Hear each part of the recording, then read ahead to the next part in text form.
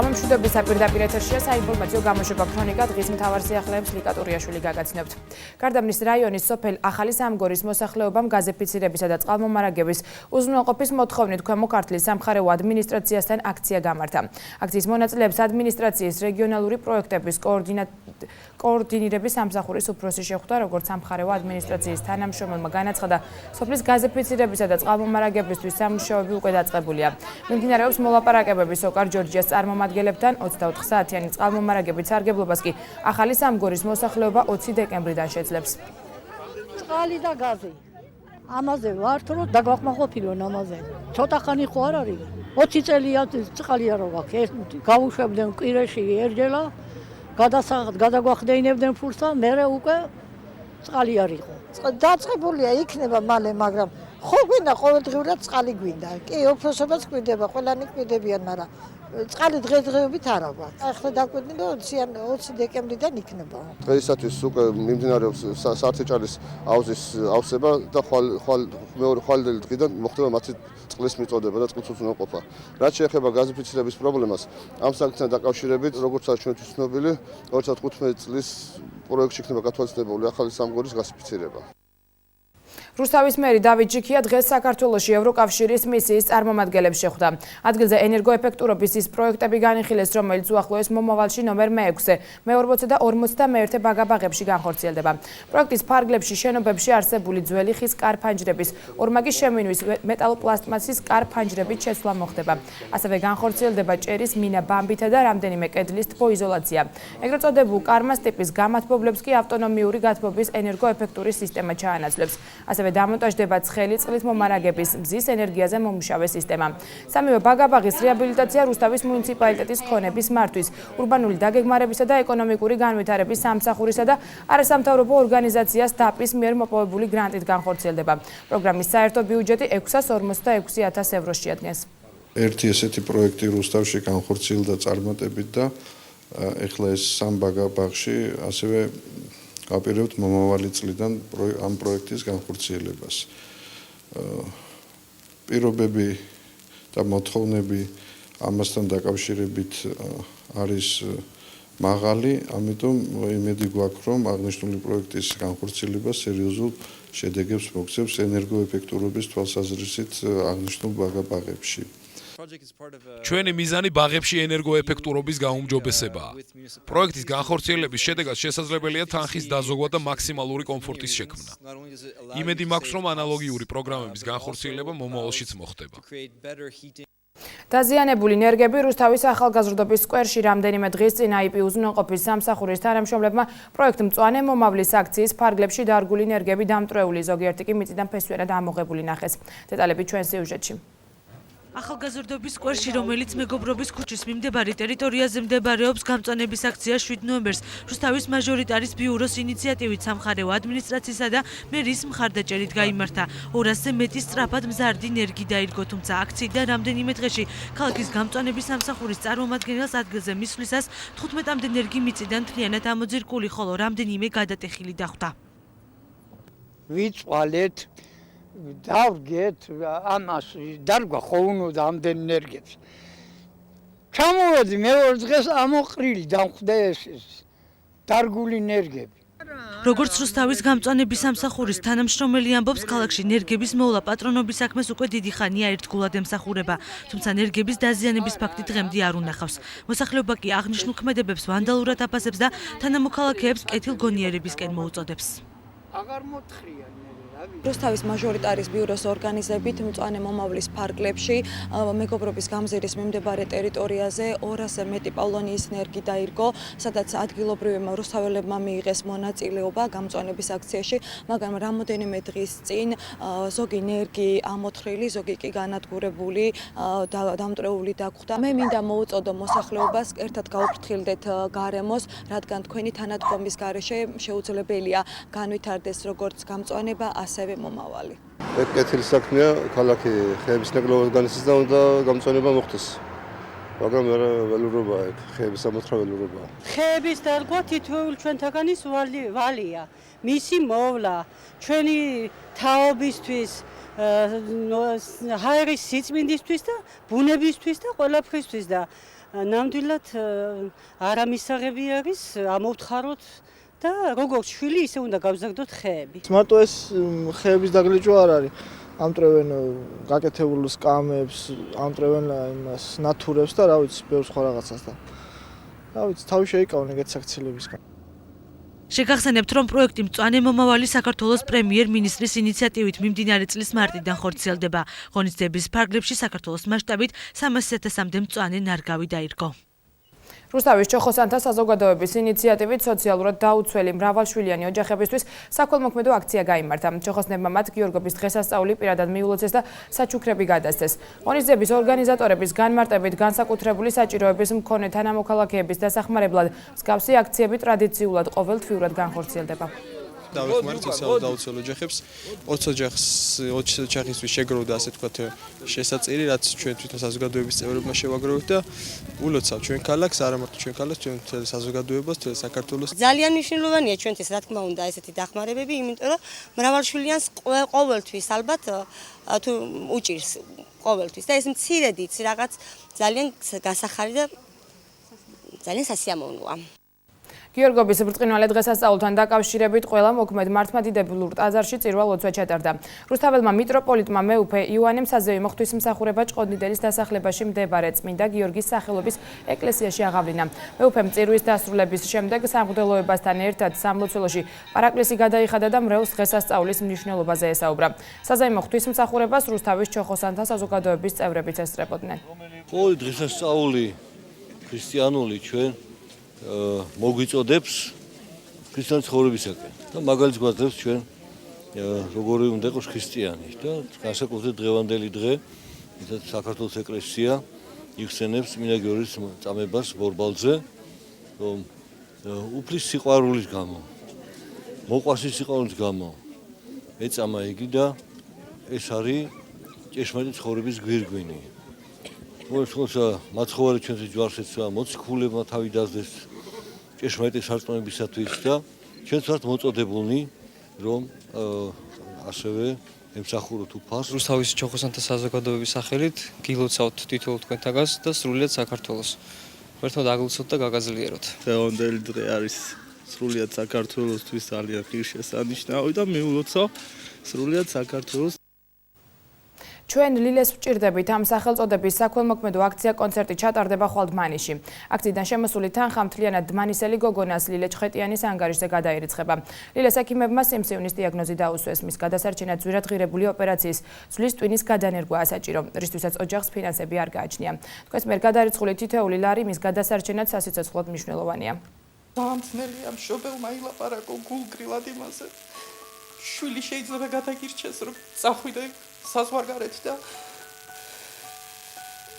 გადაიხადო ის სასწაული თანხა, რომელიც ნამდვილად ასე მგონი არც ერთ ქართველ ოჯახს არ აქვს ამის შესაძლებლობა.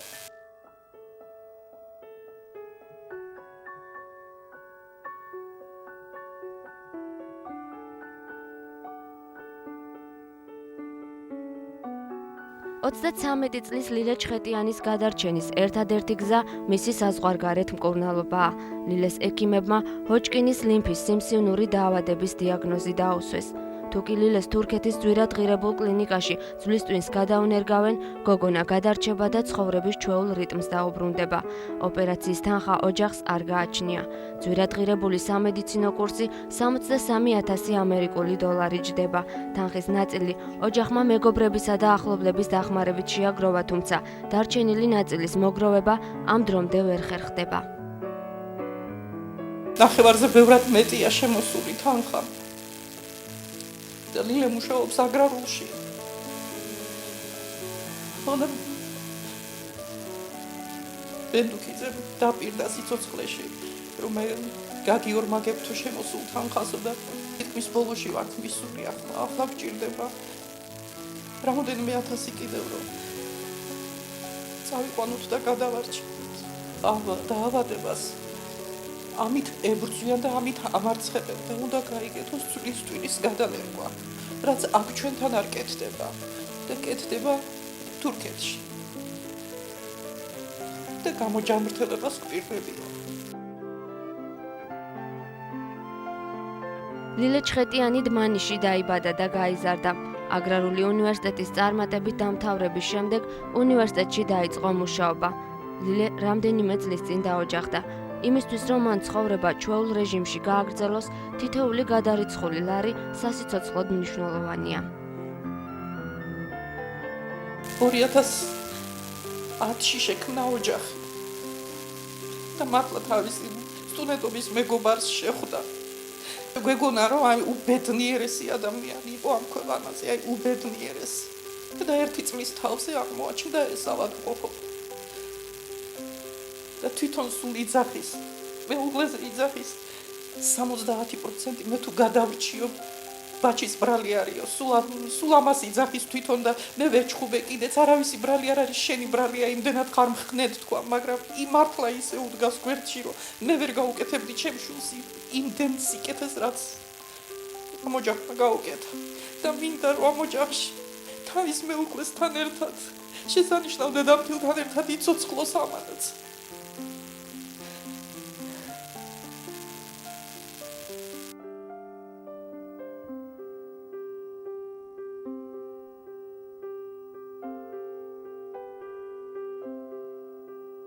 ლილეს დასახმარებლად მისმა თანამშრომლებმა და მეგობრებმა არაერთი საქველმოქმედო აქცია ჩაატარეს. ამ დროისთვის დარჩენილია 16,000 ამერიკული დოლარი, რომლის შეგროვებაც ოჯახმა რამდენიმე დღეში უნდა მოახერხოს. საკუთარ თავზე საუბარი უმძიმს და კამერებს თავს არიდებს. ლილეს დედა ამბობს, რომ ოჯახმა 4 წლის მანძილზე ყველა ფინანსური რესურსი ამოწურა და ახლა ლილეს გადარჩენა მხოლოდ ქველმოქმედ ადამიანებზეა დამოკიდებული. გვეხმარება მეგობრები და ნათესავები. სხვა ჩვენ 4 წლის მანძილზე არც ლილეს ოჯახმა, არც ჩვენ თავისმა დედმამამ თუ რამე შევძელით, აი ამ 4 წელიწადში ყველაფერი გაუკეთეთ და ნამდვილად ამოწურული გვაქვს ყველა რესურსი. ერთადერთი იმედი კეთილი ადამიანების ნება. და მე ასე მგონია, რომ მთელი საქართველოს წინაშე ვარ ვალში. და მართლაც ასე არის, ვინც კი ერთი ლარი გადამირიცხა, ყველას დიდი მადლობა. კიდევ ერთხელ შეგახსენებთ ორგანიზატორებს და მხარდამჭერებს. ესენი არიან საქველმოქმედო ფონდი იმედის ხელი და დმანისის ფონდ იმედის ხელისა და ორგანიზაცია ქალთა ოთახის ორგანიზებით დმანიში ლილეს მშობლიურ ქალაქში აქცია კონცერტი ჩატარდება. საქველმოქმედო ღონისძიებიდან შემოსული თანხა მთლიანად ლილეს ანგარიშზე გადაერიცხება. აქციის ორგანიზატორები იმედოვნებენ, რომ კეთილი ადამიანების დახმარებით კიდევ ერთი ადამიანის სიცოცხლის გადარჩენას შეძლებენ.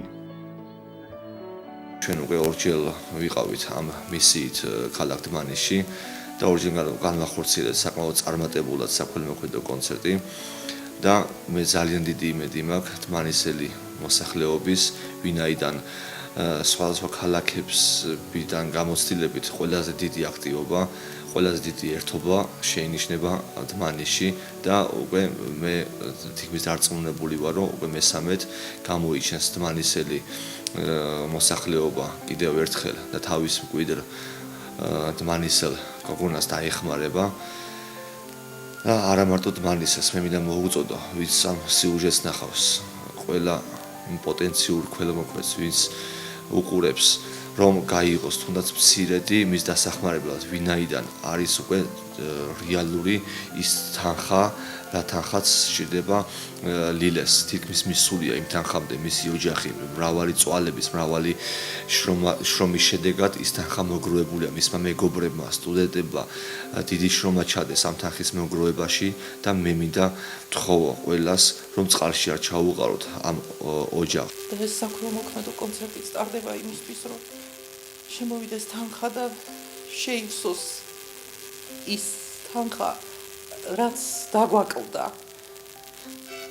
და ყველა დმანისელს დიდი მადლობა, ყველა იმ ადამიანს, რომელმაც გააკეთა ეს დიდი და კეთილშობილური საქმე, რომელიც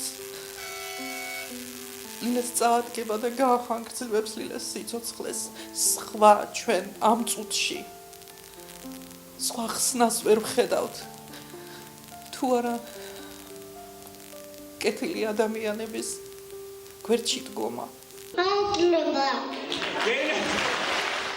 საზოგადოების დახმარებით ათეულობით ადამიანის სიცოცხლის გადარჩენა უკვე მოხერხდა. იმისთვის რომ ლილე მიცოცხლოს, მას თქვენ სჭირდებით.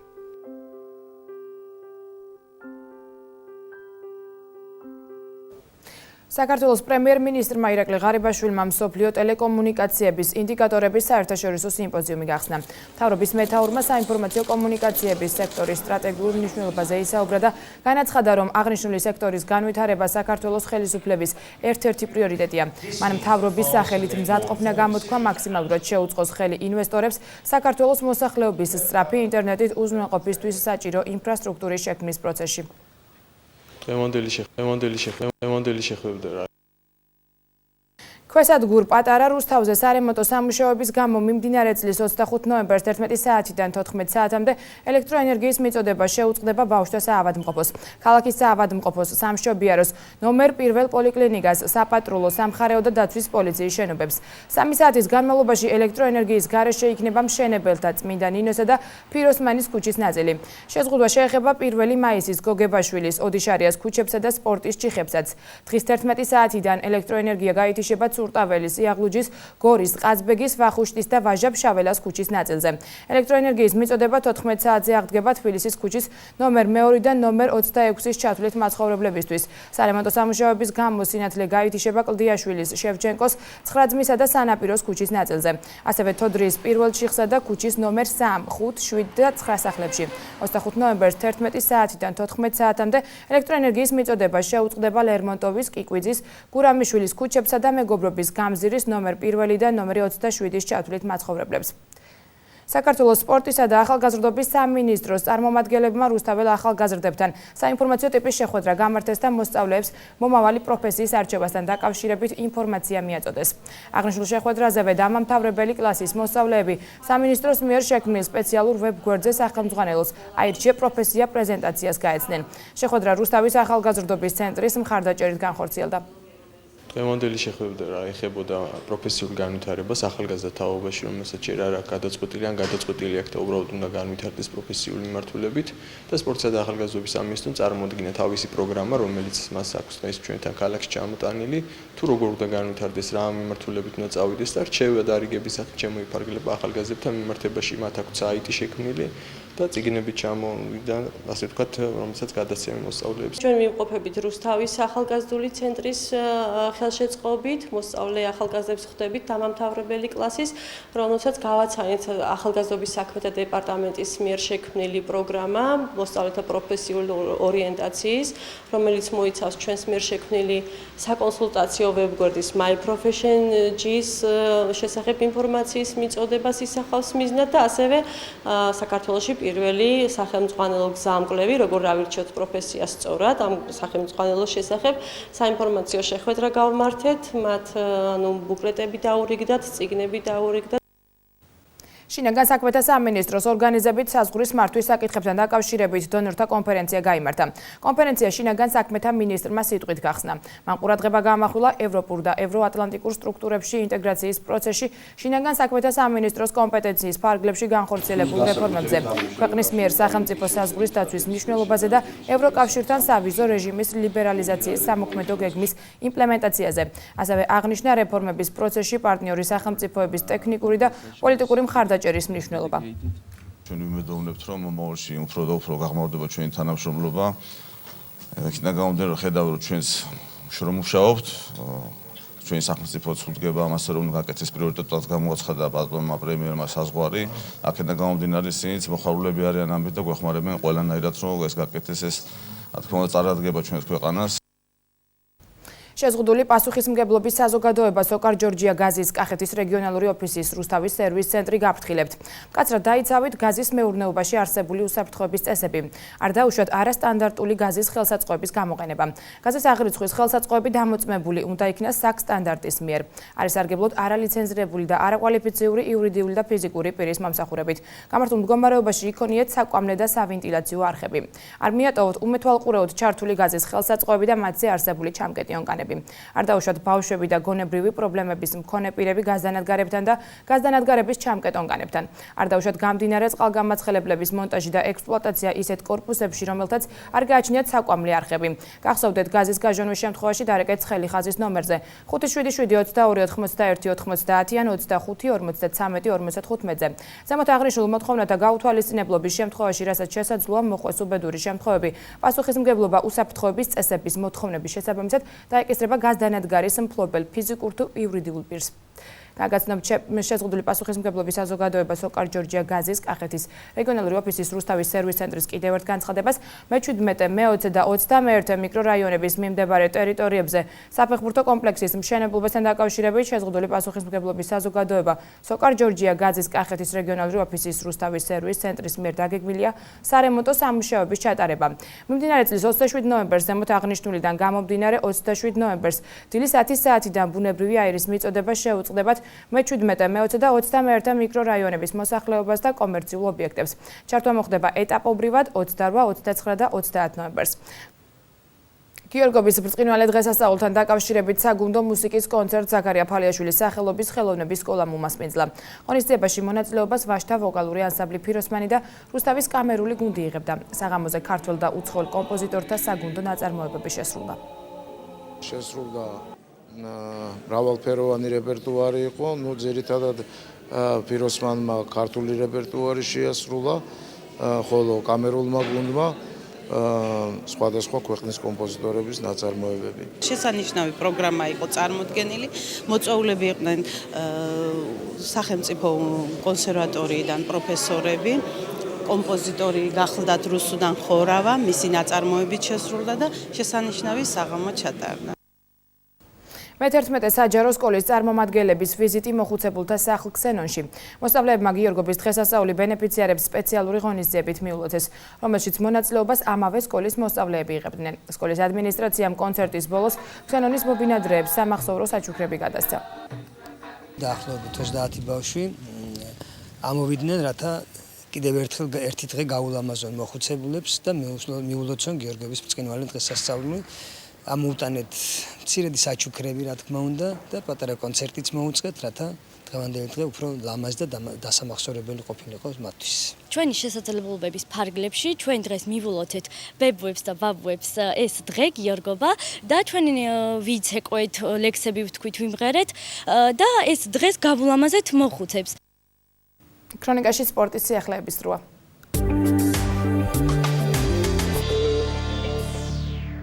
საქართველოს მორაგბეთა ნაკრების გამარჯვება. მიხეილ მესხის სახელობის სტადიონზე ბორჯღალოსნებმა იაპონიის ნაკრები 35-24 დაამარცხეს.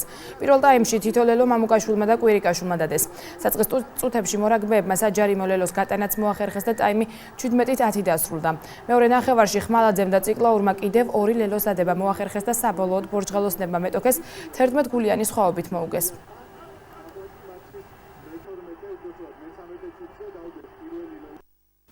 მარნეულის მუნიციპალიტეტში გამართული ქვემო ქართლის გუნდური ჩემპიონატის გამარჯვებული რუსთავი გახდა. მეორე ადგილზე ბოლნისის ნაკრები გუნდი გავიდა, მესამე პოზიცია კი მარნეულის პირველმა გუნდმა დაიკავა. ჩემპიონ პრიზიორებს მედლებთან და თასებთან ერთად ფულადი ჯილდოებიც გადაეცათ. შეგახსენებთ, რომ ქვემო ქართლის გუნდურ ჩემპიონატს, რომელიც პირველად გაიმართა მარნეულის 3 დღის განმავლობაში მასპინძლობდა. მარნეულის გუნდის და ჩვენიც ესე ვთქვათ იდეა იყო რომ ჩაგვეტარებინა გუნდური პირველობა, გავიმორჩეთ ჩვენ რუსთაველებმა, სხვადასხვა დამაჯერებლად მოვიგეთ ყველა მატჩი დიდი ანგარიშებით. უფრო მეც მოულოდეთ მარნეულისგან და ბოლნისისგან, სადაც წლების განმავლობაში ორი დედოსტატი მუშაობს, მაგალითად მარნეულში და ბოლნისში ორი საერთაშორისო ოსტატი, მაგრამ ჩვენ რუსთაველებმა მაინც გვასახელეს და სამივე მატჩი ძალიან მაღალ დონეზე ვითამაშეთ და დიდი ანგარიშებით მოვიგეთ. ქრონიკაში სარეკლამო პაუზის დრო ეთერში რამდენიმე წუთში დავბრუნდებით. ქრონიკა ეთერში უცხოეთის სიახლეებით ბრუნდება.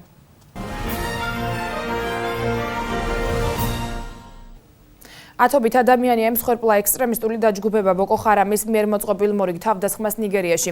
თავდასხმა გასულ კვირას მოხდა, თუმცა ამის შესახებ მხოლოდ დღეს გახდა ცნობილი.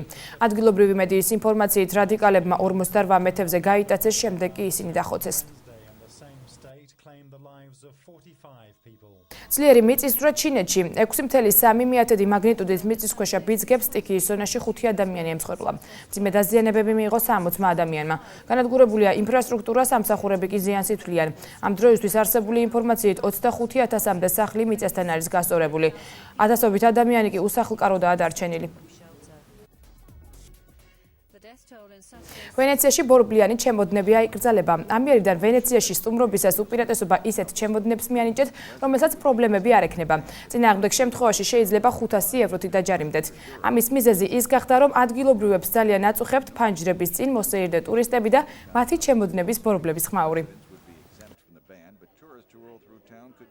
გამოშვების ბოლოს ნახოთ, როგორი ამიდია მოსალოდნელი ხვალ ჩვენს რეგიონში.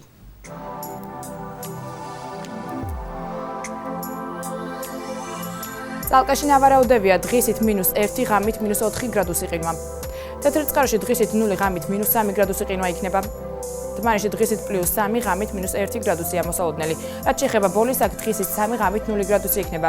მარნეულში დღისით 8 გრადუსამდე გათბება ჰაერი, ღამით 5 გრადუსამდე დაეცემა ტემპერატურა. თბილისში დღისით 3, ღამით 2 გრადუსია მოსალოდნელი. გარდაბაში ნავარაუდებია დღისით 2, ღამით 4 გრადუსი სითბო. ჩვენს ქალაქშიც ასევე დღისით 2, ღამით +4 გრადუსი სითბო იქნება.